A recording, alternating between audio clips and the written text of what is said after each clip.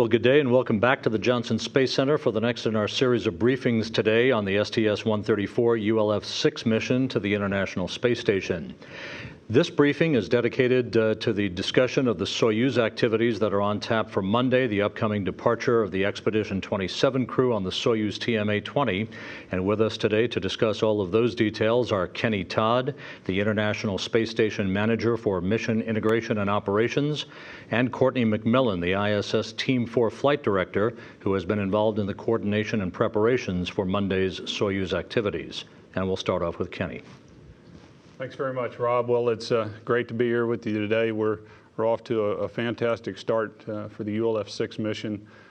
Yesterday, we were able to accomplish our primary payload objective, which is getting the AMS installed, and by all accounts, the AMS is up and running, and the principal investigators are very excited about what they're seeing so far in terms of data coming back from the payload.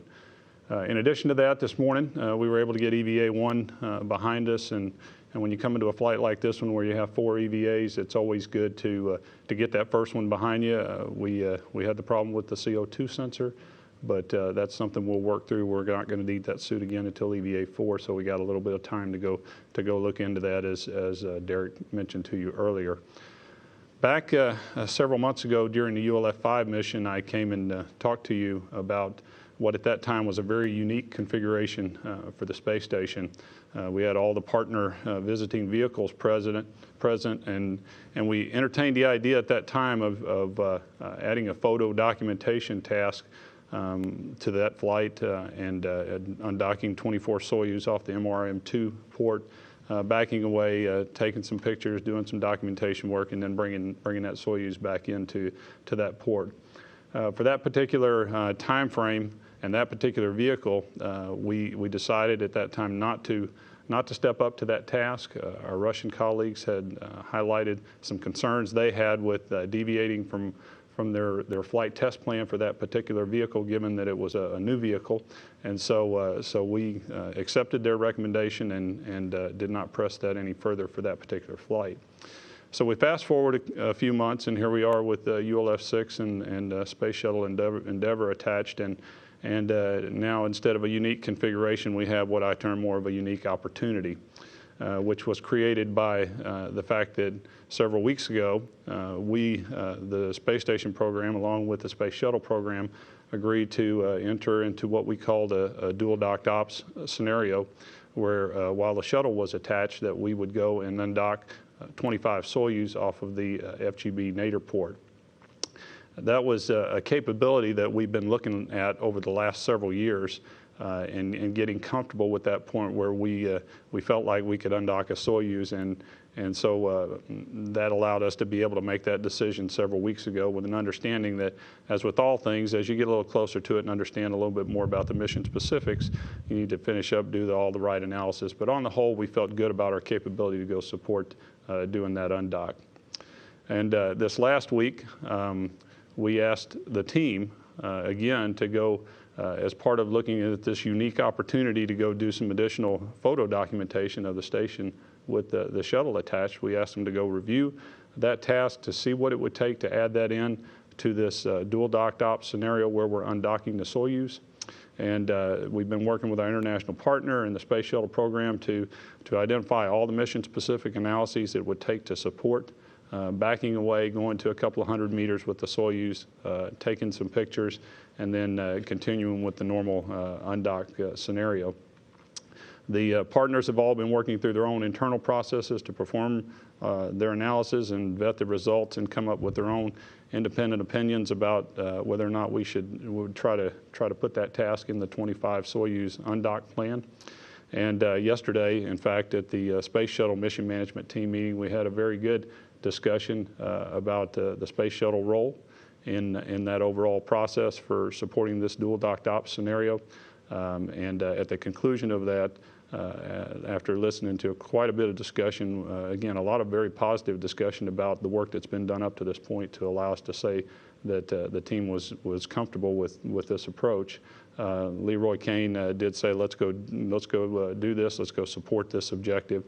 And so this morning at our ISS Mission Management Team meeting, during our 25S go, no-go readiness review, which we do for every vehicle that undocks. We do a readiness review to ensure that we've got all the systems work done, that we've done all the right analyses to support the undock.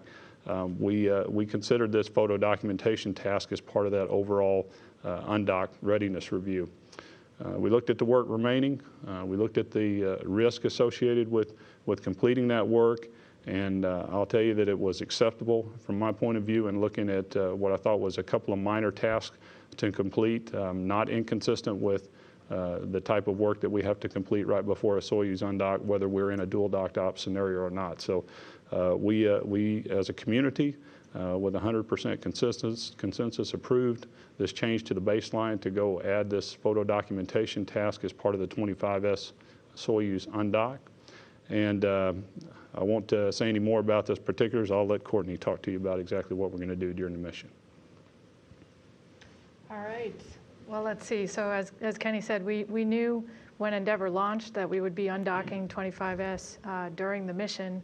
So we knew that was coming. So prior to the mission, we worked on essentially a standard undocking timeline for the Soyuz so that we could get it safely undocked and landed during Endeavour's flight. We had that timeline pretty much ready to go. There were the typical open work items that were being chased down by the flight team.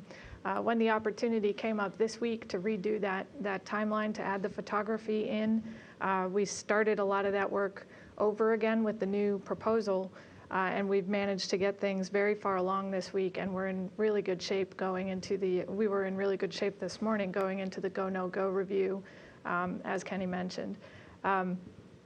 So we decided today to go for this plan. We've got a quick animation that I think will give you an idea of what is happening with the station, if we can bring that up. So on the bottom view, you can see the initial attitude for the undocking. The Soyuz is the yellow object that's now flying away. The upper left view is what the crew will see from the Soyuz of the ISS.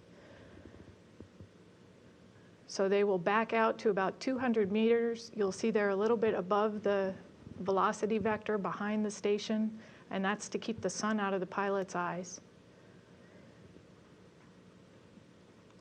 After they get to the station keeping point, a few minutes later, ISS will begin a maneuver, and we should see that kick off here in a minute.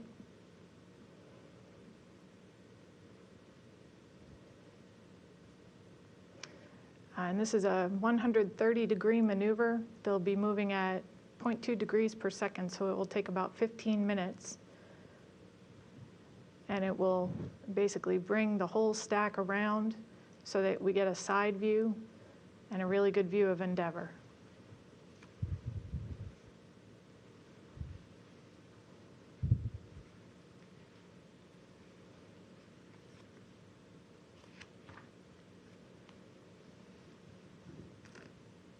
So you can imagine this is a fairly unusual attitude for us to be flying during a maiden mission. There's been a lot of work by a whole lot of teams to make sure that this is really a good thing to be doing. But folks are very comfortable with the plan as we've gotten it so far. So let's see, I'll give you a quick rundown on the timeline. The station crew will wake up at about 5 o'clock a.m. Central Time, so Houston time, that's about 10 o'clock GMT. They'll do their normal undock preparations and packing up the Soyuz to depart. Hatch close is at 1:30 p.m. Central Time. Physical separation is at 4:35 p.m. Central Time. There's a few other things happening prior to that, including maneuvering to the undock attitude that you saw. But separation happens at about 16:35 local Houston, and then we should reach the station keeping point about 7 minutes after that, 6 or 7 minutes after that. And then Paolo's got about 8 minutes to set up and start the imagery. So we're expecting the imagery to start at about 10 till 5 p.m. Houston time, 1650 Houston time. Of course, it may take him a little bit less or more, depending on how efficient he is. ISS will start its maneuver 5 minutes later. As I said, that takes about 15 minutes. And then they're in attitude for about 5 minutes before the Soyuz set burn is scheduled to take Soyuz away from ISS and ready to get back into preparing for descent. So that set burn occurs at 5:15 p.m. Houston time. The crew will come back out of the, Paolo will come back out of the habitation module where he will be for the photography operations, and they have to repeat some leak checks on the suits and on the hatch at that time. And then they will have their deorbit burn finally at 8:36 p.m. Houston time for a landing at 9:26 p.m. Houston time, southwest of Karaganda in Kazakhstan. So that's kind of the rundown. You may ask what the Endeavour crew is doing during all this time. They are scheduled to be asleep. We are not asking them to do anything differently than what they're scheduled for. But there are a couple of fairly lightly loaded days around that, so there is a possibility they'll get up. That's entirely discretionary. They don't need to. There's no requirement for that, and we're not going to ask them to. On board the station, Alexander and Andre will be awake with the ISS crew that are departing, and they'll be supporting them through the whole period. So they will be in communication for a good part of the undock and separation timeline. And that is all I have. Thanks, Courtney. Thanks, Kenny. We'll take questions here in Houston. We also have reporters on the phone bridge. So we'll start here. Phil? Philip Sloss with NASASpaceflight.com. I guess this is for Courtney. Can you kind of contrast what would be a more sort of, seems like more of the straightforward normal undocking and SEP is that timeline, and what the crew has to do differently for this undocking and maneuvers? Sure. There's two big differences. The first big difference is the timeline. The crew will actually be getting up about an hour and a half earlier, maybe not quite an hour and a half. They're getting up earlier that day. The undocking is occurring an hour and a half earlier than it usually would. So normally we would undock on daily orbit 14, which is, which orbit, which pass, ground pass over Russia, for a landing 3 orbits later. On this one, they're getting up earlier so that they can undock 1 orbit earlier, to fit the operations into the timeline without perturbing any of the nominal descent operations. So that's the first big difference, is the overall timeline. Second difference for this one is the attitudes were specifically designed to make sure that we've got good lighting for the imagery. We usually are not taking that into consideration. So, and in particular, Dmitry will be flying manually out to the station keeping point and then maintaining the station keeping point as on manual pilot mode in the Soyuz. So we need to make sure he's got a good line of sight to the vehicle, but also good lighting and no sun in his eyes. So we made you saw the attitude was up a little bit so that they're coming above the V-bar behind the station a little bit, and that's so that when the sun is coming up, it's not right in his eyes as he's backing away. So that's another big difference. The operations themselves for the imagery, the window that they need to use to get the pictures out of is in the habitation module, which typically we seal up before departure, and then the crew doesn't go back into it after departure. And then, of course, the 2 modules separate, and the habitation module burns up in orbit. Meanwhile, the landing module is what brings them down to the ground. For this operation, they have to actually go back in to the habitation modules so that Paolo can take the pictures out of the window, and then they have to repeat the leak check. So he's got to go back into the landing module and make sure it's all sealed up tight again and get back in his close his suit up. He's going to have to take his gloves off to use the cameras. Thank you. Sure. And for Mr. Todd, can you talk about, it seems like we heard that this was not going to happen, but then that was prior to this being a dual docked operations undocking. Can you talk about what happened, what transpired to bring this kind of back onto the table in the last few weeks? Sure. As you might recall, originally this flight was supposed to fly several weeks ago. In that particular time frame, when it was going to fly several weeks ago, we had originally talked about asking the Russians to consider a flyabout when we were on our original date back in the middle of April time frame. At that time, when the Russians went and looked at their situation with their two Soyuz, they came back and said, well, maybe one of the things we might consider is just undocking 25S a little bit earlier. The issue that we had with doing that was that crew time between these two flights, these two shuttle flights, is very critical. And so opening up that amount of time when we're in what we call an indirect handover period, where we have one Soyuz crew come home, and we usually like to keep that time to somewhere around a couple of weeks. Having that actually get larger as a result of trying to share this objective, it was going to cause us to lose quite a bit of crew time while that Soyuz performed that documentation during the earlier launch window. So what happened here was the Russians came back and said that they were going to have to move their Russian 27 Soyuz launch. In order not to be in the same issue with losing the crew time, we all got together and agreed that it would be good if they went ahead and slid their 25S down period so that we can maintain that same spacing. Well, at the same time, we are also trying to negotiate with the shuttle program as they work through the issues that they were having and where they could get ready to go fly. And so it was kind of a serendipitous thing that everybody sort of ended up in a position where when the shuttle guys were ready to fly, we were trying to minimize this amount of downtime where we're at 3 crew.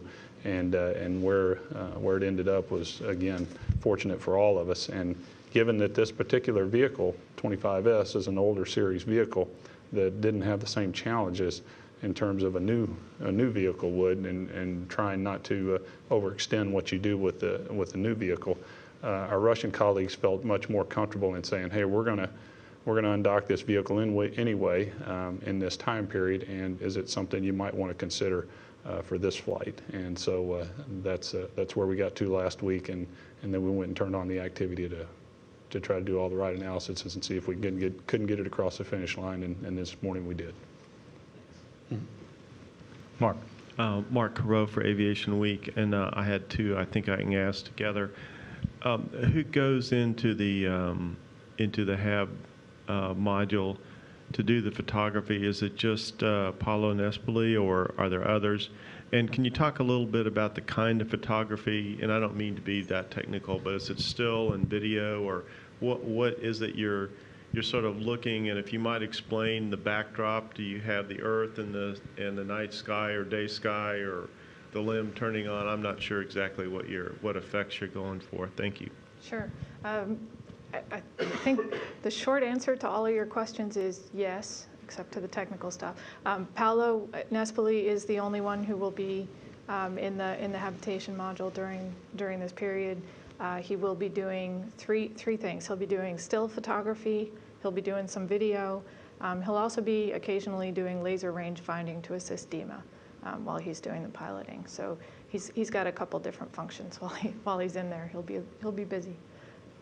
In terms of the view and the lighting, since they're pitched up a little bit, we do expect to get a good view with the Earth in the background for much of this, which you should have been able to see also in the animation, and maybe we can show that one more time. That doesn't show any lighting in the animation, so it's kind of hard to tell, but we can certainly show it again if you'd like.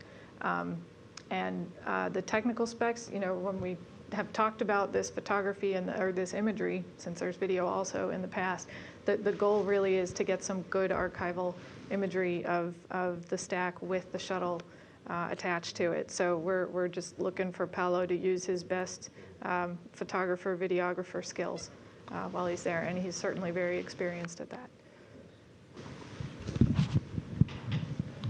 Get the mic over to Robert.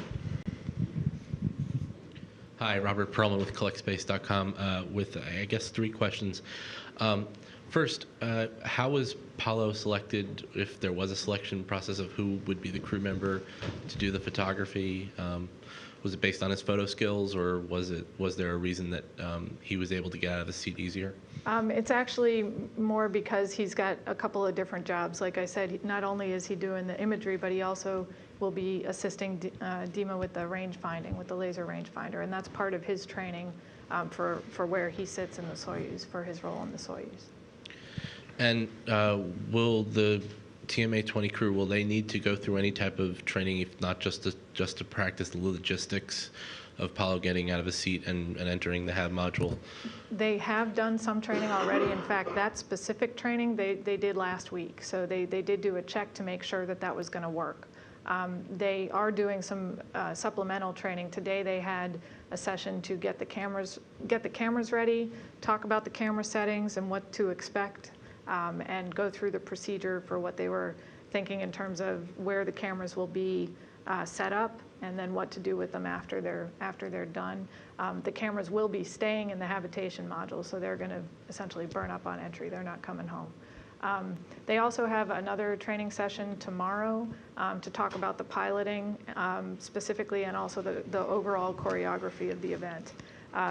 For every Soyuz mission, we do a standard, essentially landing training session with all 3 crew members, and that was 2 days ago.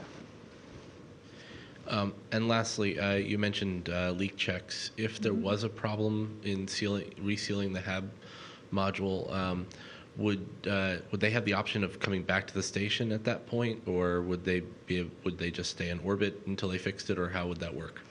We don't have the option to come back to the station with the orbiter there. That the analysis to support that hasn't been done. So we have not been counting on that in any of our discussions. We have made sure that we understand what the consumables situation is on Soyuz, how long it can sustain autonomous flight. There are several backup landing opportunities both on that day and on the following day. So we have, in the past, when we've seen issues with leak checks, they've been mainly with the suits, and those are usually easily fixed by the crew members. And so typically we've worked our way out of those. With this particular hatch, we have never had any significant issue with, and it's got redundant seals and is very robust. So while we are certainly thinking about what the contingency options would be, it's a pretty remote case that we're looking at. Gina gets the mic. Okay. Gina Sinceri, ABC News.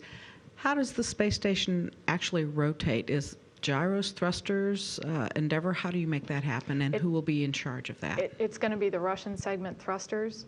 So from the service module and from Progress 42P, which is on the docking compartment.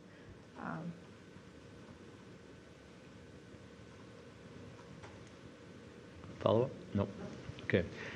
We can go to the phone bridge now. We have 4 reporters on the phone bridge, starting off with Denise Chow from space.com. Denise, can you hear us? Yeah, can you hear me? Absolutely. For the Soyuz fly-around, when it was discussed for the 133 mission, there was talk about how there was a lot of engineering data that could be taken from the photos. Is that the same for this fly-around, or is this mostly just for a unique photo op? Well, certainly, I think any time we get photo documentation of the station, there's there's sort of the gee whiz factor, just because of the enormity of it. Obviously, with having the shuttle attached, there's going to be even a greater heightened awareness and interest in seeing these photos. But you can rest assured there is a community here at the Johnson Space Center whose job it is to look at imagery that comes from the space station, and they take every opportunity they can to look at every picture that comes down. And so they'll have a unique opportunity here to get some photos from different angles. And so again, there'll certainly be some level of analysis, or at least scrutiny of these pictures from an engineering perspective. Thanks, that's all for me. Bill Harwood, CBS, next. Yeah, guys, thanks a lot. I appreciate it. How do the video cards, I assume that's what they are, how do they get back to the States? And I mean, obviously we're not going to see this live, but how do they get back to the States, and when would the earliest be that we could expect to see this imagery? Well, that part of the plan, Bill, is still something we're working with our Russian colleagues. We have to figure out how the handover happens of all the video cards, the photo cards. At this point, it's something we're working with the ground team over in Moscow. The folks who will be on site, we will have people on site at the landing as well. And so we're trying to work an integrated plan that will allow those cards to be removed from the Soyuz. And then if everything works out okay, we'll make several copies there in and around the landing site or on the way back to Karaganda. And at that point, then we can start to process a distribution. And so our goal, hopefully within a day, we'd like to start seeing some of those photos and that video starting to make its way out into the airwaves. Thanks. And for Courtney, you mentioned that a lot of study went into getting into that rather unique kind of sideways attitude. What are the issues in that that makes that something that required a lot of study? Thanks. Well, any attitude that we go to that is essentially outside of the box, outside of the attitudes that we have fully analyzed, require a lot of scrutiny is a good word, to see really if there will be any problems, and if there will, where those problems will be and how great they will be.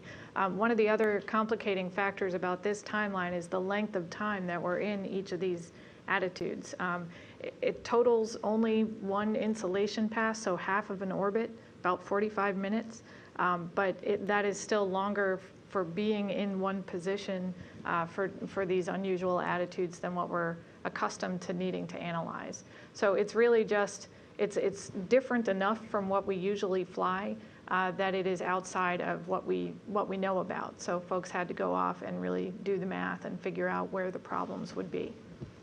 It's the same kind of problems we look for, so solar arrays are always a challenge, and thermal conditioning is always a challenge. Thanks. And one more quick one from me for Kenny. You mentioned that the plan for getting the cards back is still in work.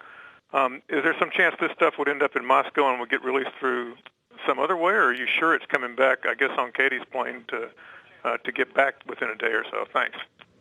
Okay. Well, again, at this point, we're working closely with the Russians, first of all, to make sure that we understand how the cards will be treated within the Soyuz amongst the crew themselves, and then we're working with the folks on the ground, both on the Russian side as well as our team that's going to be over there, to make sure that we have the assets and that we're ready and that we can get the handoff. And as far as whether they'll be released through Moscow or be back on the plane, our goal would be to try to get enough copies to ensure that we have multiple routes by which to get the video and the photography back to the States and released to all the different media outlets. Okay, next up, James Dean from Florida Today. Thank you very much. A few questions, if I may. First, I'm assuming that proceeding with this opportunity on this week means that there's no longer consideration of doing it for 135 when obviously you don't have that natural occurrence of an undocking. At this point, we still have it in our requirement set as under consideration for the ULF-7 flight, the 135 flight.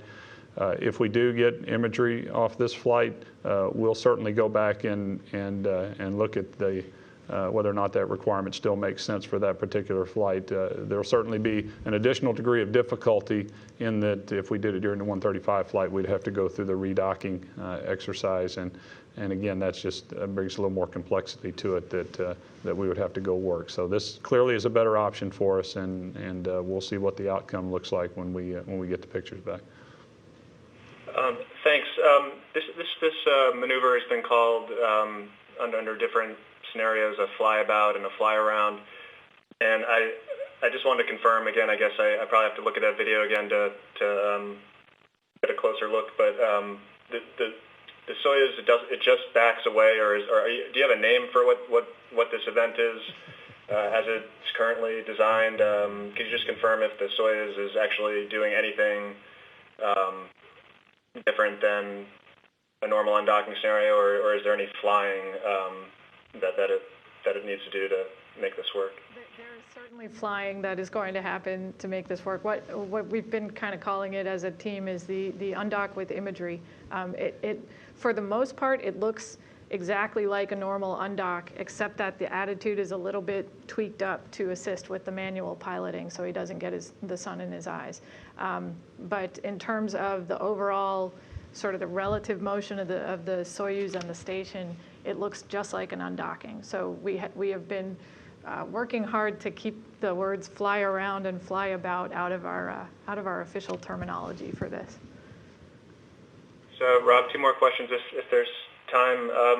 When you're referring, Courtney, to the attitude, could you just explain that a little further? How, again, this attitude that you're going to need to get into differs from what you normally do during a Soyuz undock, or I guess even when a shuttle docks, the attitude is changed, right? We for each vehicle docking, we try to take into account the trajectory of the approaching vehicle when we're planning where, how we want to orient the station for each vehicle docking and undocking. For the Soyuz vehicles, we undock them basically behind the station, so they go out the back of how the station is flying. What that means for the 2 Soyuz vehicles, which are docked one on zenith, one above, and one below on nadir, is you have to aim that docking port backwards so that they're aimed back. Usually we put them right on the velocity vector when we're doing that. This time we're tipping it up a little bit so that they'll come above the vector behind the station. And that's really just, the sun is going to be coming up on the other side, and we just want to keep the sun out of the pilot's eyes, out of Dimitri's eyes. Thanks again. And then lastly, Kenny, I just wondered if you could speak a little further to about, just why so much work has been put in to make these photos possible. What will these photos mean to NASA, to the shuttle program, to the station program, to get these special views? Obviously, you get a lot of neat views on spacewalks or when a shuttle undocks, but what will you think will be so, I guess, inspiring or important about getting these particular pictures? Sure. We talked a little bit about the engineering aspects of it earlier, and certainly there's some part of that will be there. There will be people that will look at these pictures with a different eye than probably those in the public will. But when you look at what this program has accomplished, this international partnership along with the Space Shuttle program, and you turn the clock forward and you look at the future generations, I'd like to think that they would look back on their history and look back at what we accomplished between these 2 very, very large programs and the technology and the engineering that went into making the Space Shuttle do what it has done for this country, and then look at the International Space Station, what this international partnership has done, and look at these 2 programs represented in low Earth orbit together. I think, and I hope that when those future generations look back, that they see that it was quite a feat to go do this with the technology that we were dealing with in this particular time frame. And hopefully those pictures will show up in textbooks for years to come, in medical science books and physical science books, and in engineering textbooks, and it can be held up as a reason behind a lot of great discoveries. When I look at the International Space Station, I see it truly as a vessel of discovery. And to have the space shuttle attached, those guys are a part of everything that has been done in this program. And so if we're ever to end up in the future somewhere in a book, it'd be great to have the space shuttle represented there with us, as well as all the other international partners. Okay, and I believe Jim Moberg is on from NBC. Yeah. Hi there, guys. Courtney, was that, looking at the video, was that the moon coming up behind the station? I'll have to go ask my pointer. I don't know. We were paying a whole lot more attention to what the station was doing than what the background was doing when we got that movie. That's a great question, though. You guys work out the procedure. Question for Kenny. You're talking about the delay on 27S, which turned out to have been very convenient because of our delay. But it was delayed before we were delayed, and I'm wondering what kind of background you were getting from the Russian side as to the reasons that they had suddenly slipped their launch date about 8 days. The press reports in Moscow suggested it was that they were not yet finished working out anomalies on the first digital Soyuz flight.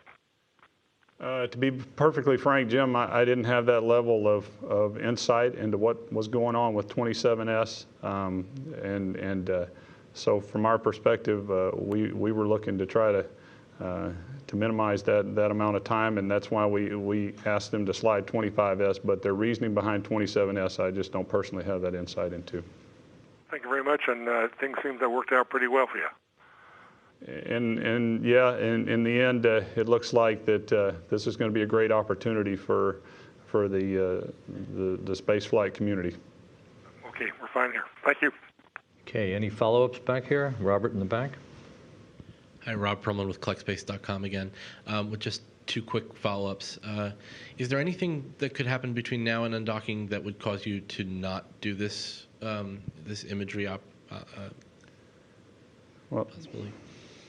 From an open work standpoint, what we talked about this morning all seemed very benign. We're talking array angles and things that we typically look at relative to the 25S undock itself. It's typical Soyuz type of work that we close on after a go, no-go review, and we all agree that that's normal work and we go do. Certainly as they go through their preparations, the crew on board, if they see something, if they discover an issue with the vehicle, or just come back to us and say they're uncomfortable with something, then those are the kinds of things that would warrant further discussion. Courtney, I don't know if you have any other specifics. I second both of those. I think we're in very good shape with what we know about the operation today, and what analysis has returned in, and what new knowledge we have because of it. Yeah, if there's something out there that the crew sees that we haven't seen yet or haven't talked about yet, that's certainly going to cause some more discussion and make us think about it again. And of course, this is a shuttle mission. There's a lot going on, and anything could happen. So we're keeping our eyes open to see what else might be out there. But right now, we don't know of any showstopper or potential showstopper that would turn this around. And just out of just for curiosity's sake, the cameras that are going to burn up, were those extra cameras that were aboard the ISS or reached their end of life and were already going to be disposed of, or do they need to be replaced? The two cameras specifically are Russian cameras, so I don't know if they were end of life. We have quite a few cameras on board, and actually both NASA and Russia had come up with candidate hardware items, and we had the specialists get together and talk about which items were being proposed on both sides and what made the most sense. And the two cameras that the Russians had made the most sense to use in this case. So on our side, yeah, same kind of thing. We're certainly not going to not use a camera that's on board and good. So it's hard to say a camera is at the end of its life. But these were available and willing to give them up if we can get these photos. So. Okay, that wraps up the questions. A few programming notes. First of all, we'll replay that animation right at the end of this briefing. It'll also be on our website with Courtney's comments as she narrated through the animation of the undocking and the imagery acquisition exercise. Coming up at 2 p.m. Central Time this afternoon, this is 1 hour earlier than previously scheduled, today's Mission Management Team briefing with Leroy Kane, the chair of the Mission Management Team and the Deputy Shuttle Program Manager, 1 hour earlier than previously scheduled at 2 p.m. Central Time today. Our flight day highlights will now follow that briefing at 3 p.m. Central Time. The Space Shuttle crew wakes up tonight at 8:26 p.m. Central Time to begin its flight day. One highlight on the crew's schedule for early Saturday is a special call from the Vatican in Rome from His Holiness Pope Benedict XVI. The Holy Father's call to the crew is scheduled on Saturday at 6:11 a.m. Central Time, 7:11 a.m. Eastern Time. You'll see both sides of that call on NASA television. It will be in English and in Italian. Now, getting back to Soyuz for a second, the change of command ceremony between the crews is scheduled on Sunday at 10:42 a.m. Central Time. The off-going station commander, Dmitry Kondratyev, will hand over command of the station to Andrei Bodosenko at that time, Sunday at 10:42 a.m. Central Time. And then on homecoming day for the Expedition 27 trio, our coverage is integrated into the STS-135 ULF-6 mission coverage. Monday at 1 p.m., farewells and hatch closure. That's the beginning of our coverage. 4:15 p.m., the second phase of the coverage for undocking and the imagery acquisition exercise. And then later in the evening, 8:15 p.m. Central Time, deorbit burn and landing coverage, and we, as always, hope to have live television from the landing site southeast of Zhezkazgan in Kazakhstan. You'll see all of that and our continuing mission coverage on the website as well as NASA television, www.nasa.gov, one-stop shopping for everything in human spaceflight. So with that, we'll go back to mission coverage, and we'll see you later, 2 o'clock, for the mission management team briefing. Thanks very much.